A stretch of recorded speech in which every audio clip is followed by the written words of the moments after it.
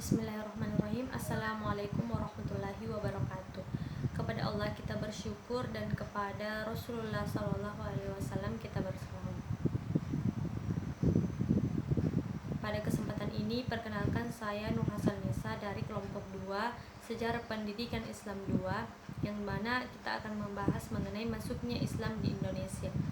Di sini ada 3 pembahasan, yakni yang pertama yaitu sejarah masuknya Islam di Indonesia, yang kedua teori-teori masuknya Islam di Indonesia, dan yang ketiga yaitu saluran islamisasi masuknya Islam di Indonesia. Di sini saya akan membahas bagian ketiga dan keempat dari teori-teori masuknya Islam di Indonesia, yaitu yang pertama teori Persia atau Iran. Teori ini menyatakan bahwa Islam yang datang ke Nusantara berasal dari Persia. Alasannya antara lain ajaran teologi Syiah sangat berkembang di Indonesia. Di antara pendukung teori ini adalah P.A. Hussein Jajadiningrat. Dia mendasarkan analisasinya pada pengaruh Sufisme Persia terhadap beberapa ajaran mistik Islam di Indonesia. Ajaran menunggaling Kaula Gusti Syekh Siti Jenar merupakan pengaruh dari ajaran Wahdat al-Wujud al-Hallaj dari Persia. Alasan lain adalah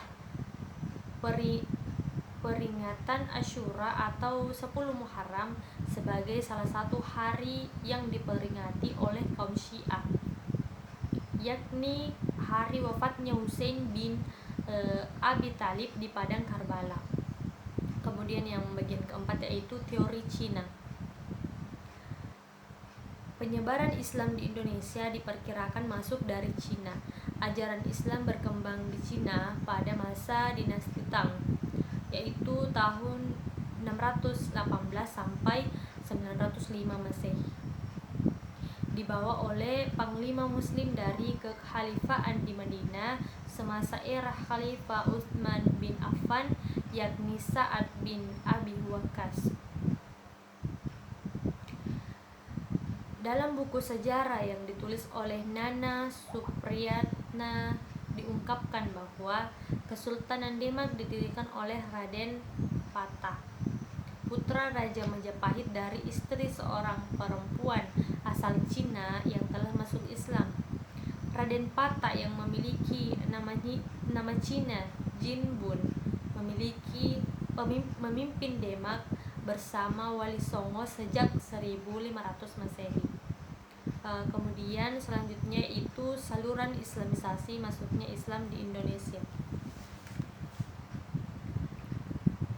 Pada umumnya penyebaran Islam di Nusantara dilakukan dengan jalan damai.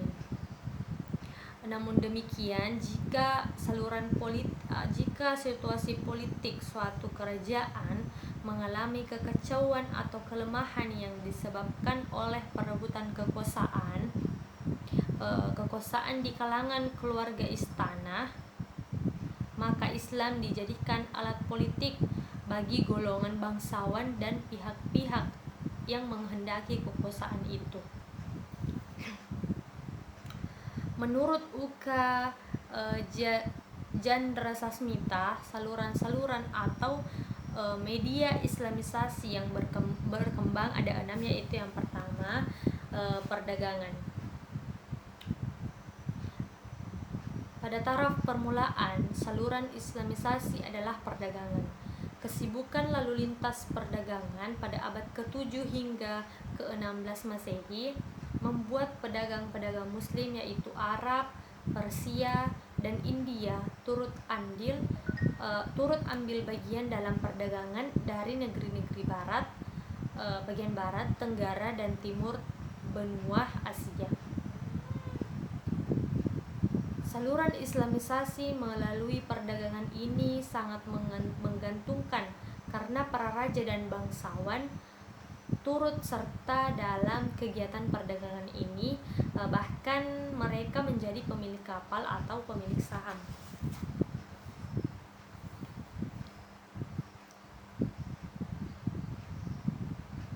Mengutip pendapat dari Tom Peirce berkenaan dengan saluran Islamisasi melalui perdagangan ini di pesisir Pulau Jawa, Uka Jandrasasmita menyebutkan bahwa para pedagang Muslim banyak yang bermukim di pesisir Pulau Jawa yang penduduknya ketika itu masih kafir.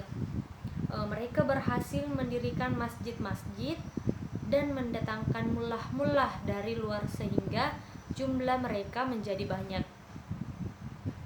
Dan karenanya anak-anak Muslim itu menjadi orang Jawa dan menjadi orang kaya. Di beberapa tempat penguasa-penguasa Jawa yang menjabat sebagai bupati-bupati Majapahit yang ditempatkan di pesisir utara Jawa banyak yang masuk Islam. Bukan hanya karena faktor politik dalam negeri yang sedang goyah, tetapi terutama karena faktor hubungan ekonomi dengan pedagang-pedagang Muslim.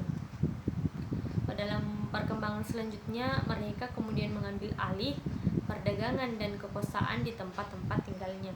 Kemudian bagian kedua yaitu perkawinan.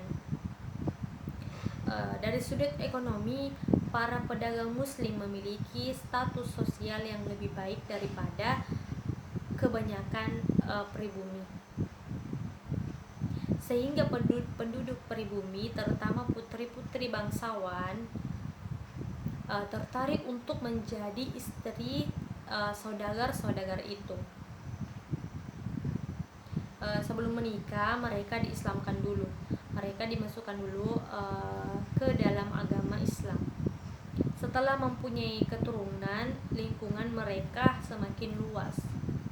Akhirnya timbul kampung-kampung, daerah-daerah, dan kerajaan-kerajaan Muslim yang dikawini oleh keturunan bangsawan. Tentu saja setelah yang terakhir ini masuk Islam terlebih dahulu, jalur perkawinan ini lebih menguntungkan apabila terjadi antara saudagar Muslim dengan anak bangsawan atau anak raja dan anak adipati. Karena raja, adipati, atau bangsawan itu kemudian turut mempercepat proses Islamisasi. Kemudian yang bagian ketiga, tasawuf. Salah satu saluran Islamisasi yang dinilai memiliki peran yang signifikan dalam penyebaran agama Islam di Indonesia adalah tasawuf. Sejumlah ahli sejarah Islam memiliki pandangan dan interpretasi yang berbeda tentang asal-usul kata tasawuf ini. Perbedaan itu dapat dikelompokkan ke dalam 6 pendapat. Pertama, kata sufi yang kemudian menjadi kata tasawuf berasal dari kata safa yang artinya bersih, suci, dan bening.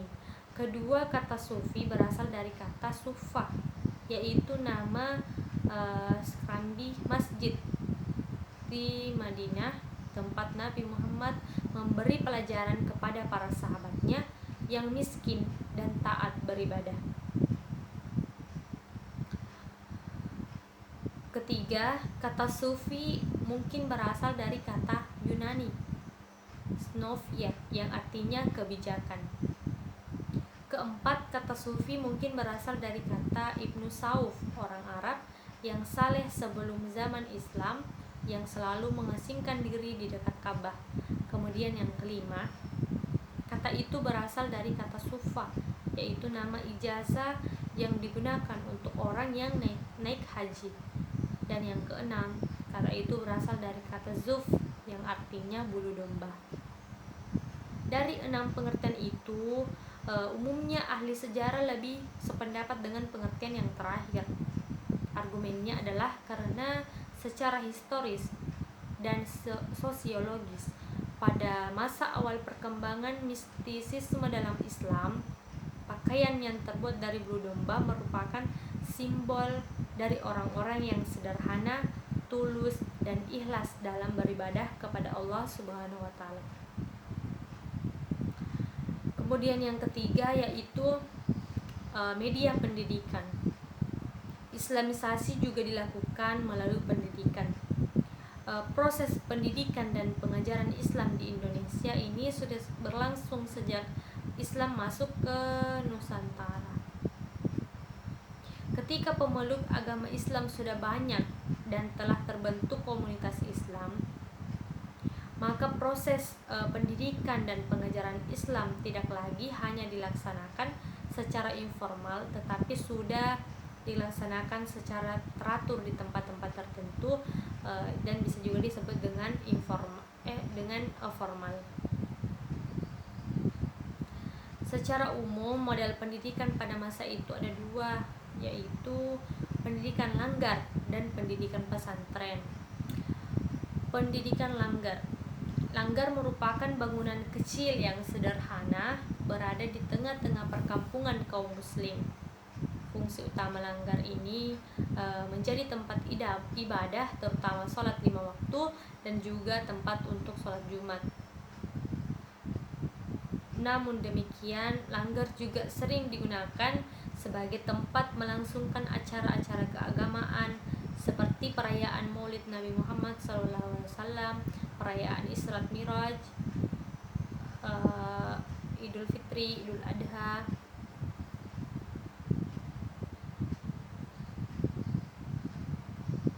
dan digunakan juga untuk belajar di sana.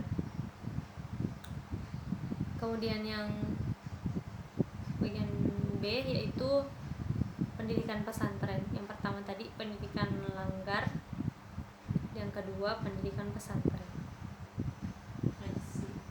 Selain sistem pendidikan langgar, dikenal juga dengan sistem pendidikan pesantren.